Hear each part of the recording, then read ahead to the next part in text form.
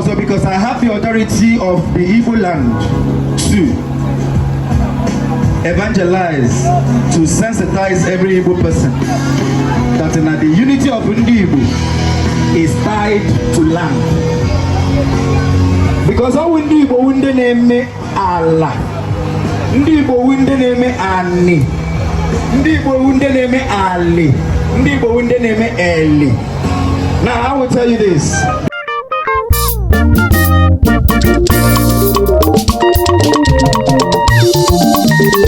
Highly vested, land banking is a must.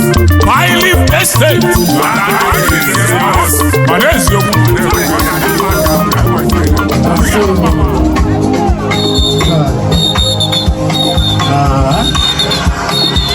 okay. Yeah. No man. Oh, chanja ge kwetesa. Mana ndo chanja wego ihoma because Finally Estates and Properties Limited is right here today. What's your man? This in Ndi Igbo. Finally Estates and Properties Limited is that company that has been positioned by God to bless Ndi Igbo. Onye na anu olu ya wu nzanya wu Chief Ojemba Chukwuemeka Namen TV, the convener of the Unified Igbos now. And today we have re-established that land banking is a must for every Igbo person alive today. Finally Estates and Properties has redefined what owning a chunk of Ndi Igbo means.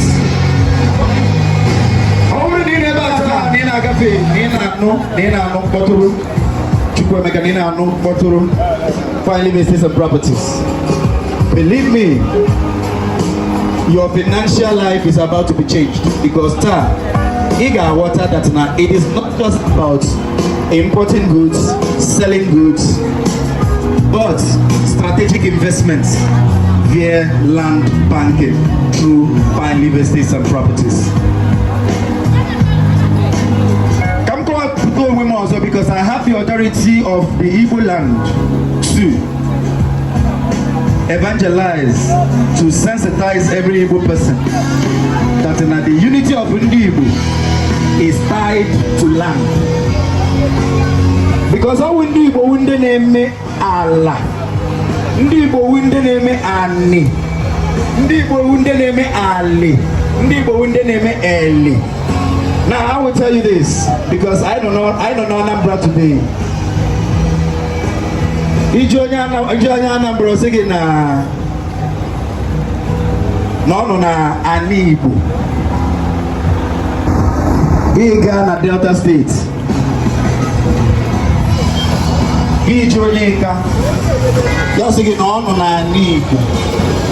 Mani isi ebe da Potagawa River State. Onye kwere ga sige no na Ndi Igbo.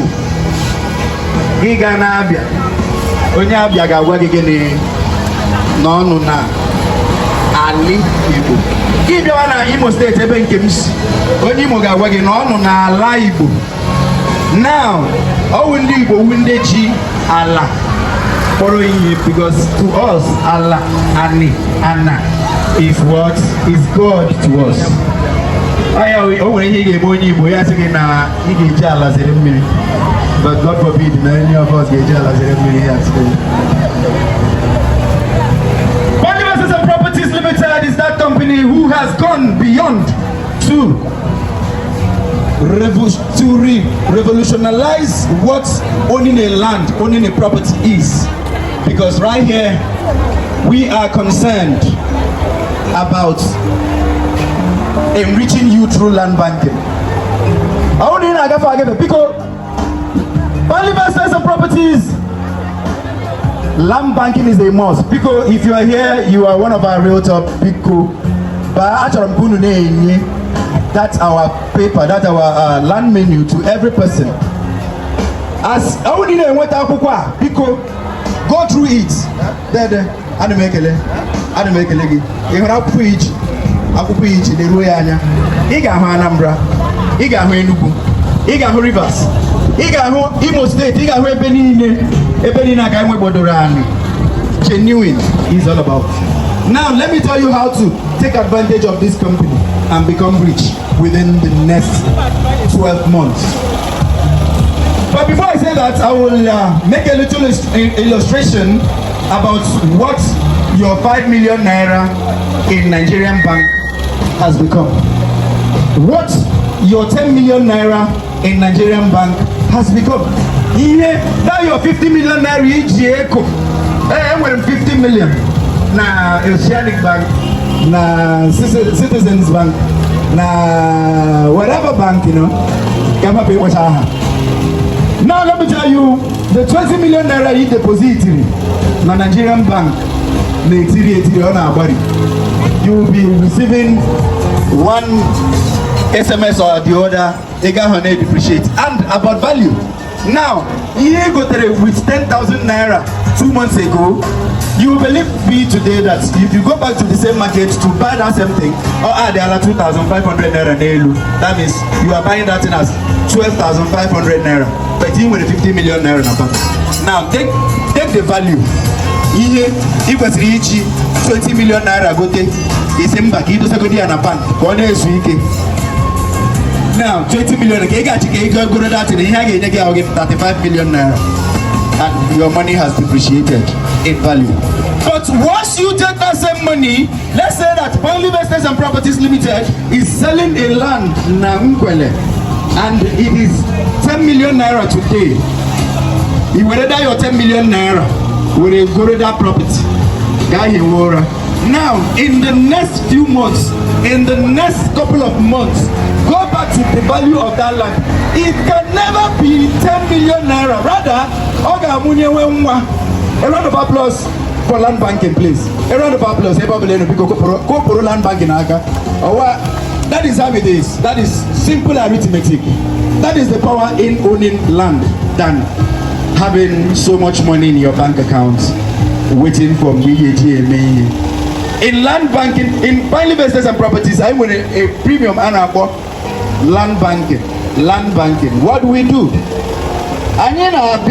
If we are land 20 million naira, we open it to Ndi Igbo exclusively.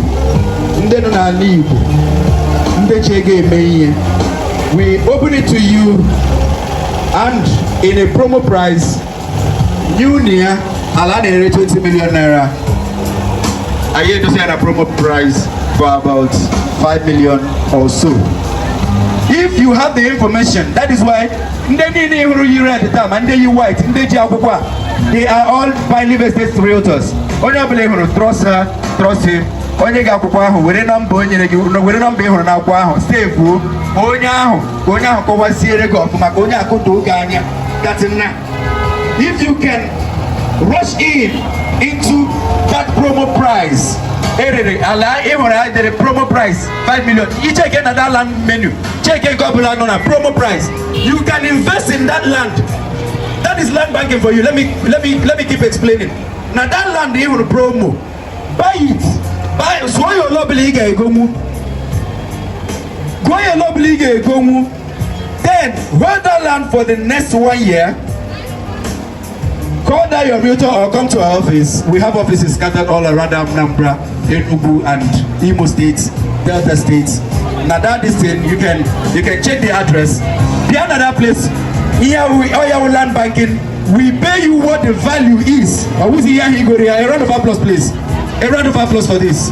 And where any other real estate company name here? Only Point Estates and Properties Limited. Only Point Estates and Properties Limited that is offering you this land banking program. You will to a bank. You will go to one land, go to 2 lands, go to 3. You can imagine when you are given a property of 20 million naira, promo. 5 million naira. You go here for. How much are you? You are about how many? You are about several millions of naira richer. And that is the magic in Pioneer Business and Properties Limited.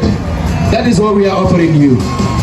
I need rest of mind. You are not just buying a piece of mind. You are not just buying a piece of land. You are buying a piece of mind.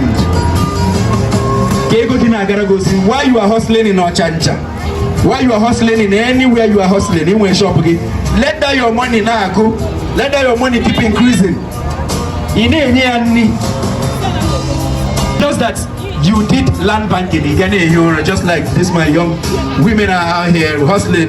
Respect to every woman who is hustling legitimately. Respect to you all. And respect to every young man. They make it here in a very legit way. For the kingdom of God is for people like you. For the kingdom of God is for people like you. Because you are not out there killing people to make money. Rather, you are rendering services. So, I'm right here today to keep telling you. Now, see, Kunu trust all the programs, the Pioneer Business and Properties. Honorable, this is it. This is our land menu. Get a copy of this. Because, when I 500,000, when I 1 million naira, when I 2 million, when I 5 million, because purchase it. Money do not look down on yourself. And we have a program that you can pay instrumentally for the next 2 months. You can pay for any land, just record with any of your realtor. Record with any of them.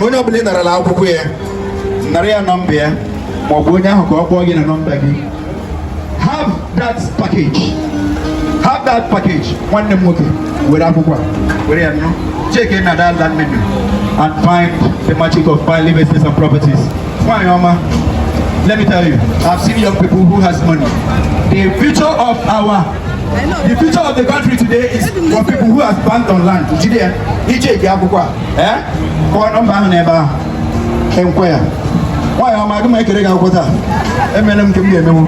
All right, we are still here. More music and more people will be speaking to us. I still remain your own faithfully Chukwemeka Ndi Igbo. And I am the convener of the Unified Igbos Now movement that is currently sensitizing the Igbo people on what unity is all about. And also the coordinator of Anomacho Wende. And today I'm not changing. I thought I would move with Ndi Igbo. Now to see this work, I say, trust us. Trust on the brand that Pioneer Business and Properties Limited is the only real estate company that has your interest at heart. And we believe in you. We believe in you. We believe in your future. We believe in the future billionaires of Ndi Igbo.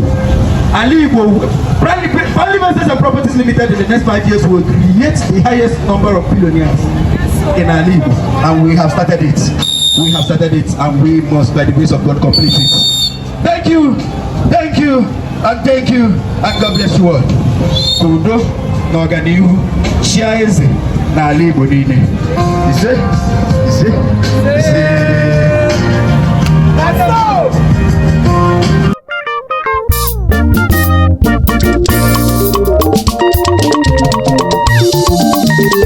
Pioneer Estate, land banking is a must.